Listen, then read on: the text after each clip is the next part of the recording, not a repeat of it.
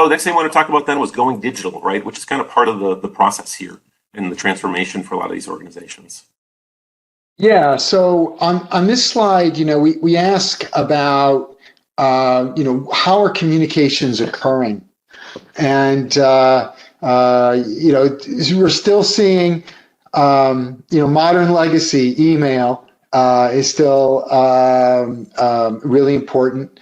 But there's all sorts of digital communications, text and web and mobile and social, and all these digital channels actually add up to 85%. I mean, the vast majority of this communication and correspondence that's bouncing around is all digital. It's all electrons flying around and not that much paper. Yeah, the real takeaway I want anybody on this webinar or who's viewing this to take away is don't think about CCM as print, right? Don't think of it as a print process, right? It's designed to support omni-channel communications, so communications in any form that happens to take. And it's interesting to me, we plan on working with Aite going forward on kind of a follow-up survey that digs into this a little bit deeper, particularly as you look at as younger generations, like the Generation Z and the Zoomers, right? So the funny thing to me, the amusing thing when I look at this is emails.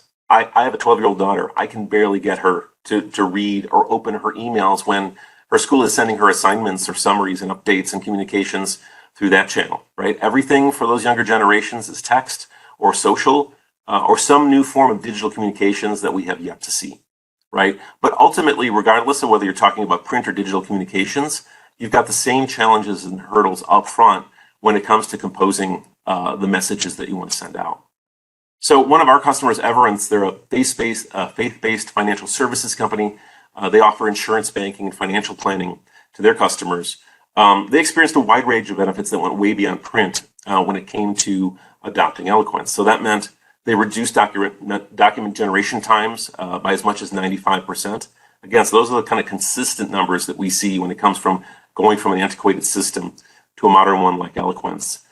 They were also able to handle more complex documents, things that they otherwise had to do manually because their automated system couldn't handle it. So things like a summary of benefits and coverage document that was a challenge in their old process was something they could handle today with a modern approach that templatized it, that gave them data elements they could plug in and made that whole process easier.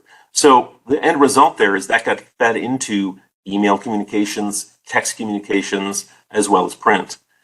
They streamlined their template library by 15%. They improved the personalization of communication, which is hugely critical here too, right? Nobody wants to get generic messages anymore. They want to feel like you're communicating to them, even if you're talking about thousands and thousands of customers, right? They want things to be personalized and specific to their needs. And then finally, the final step for Everence was they needed a way to easily create user-friendly PDF documents. So the kind of document that you would attach in an email or that you'd host in an app and that kind of thing. With their old system, they actually manually had to take each Word document that was generated from their old system and manually save it as a PDF. So that doesn't sound like a huge effort. That's kind of thing status quo, right? You get used to just doing that. But those mouse clicks and that time wasted on every single document to turn it into something that's digital, secure, and can be communicated easily to your customers, that's something that should be easy and no brains to automate that part of the process.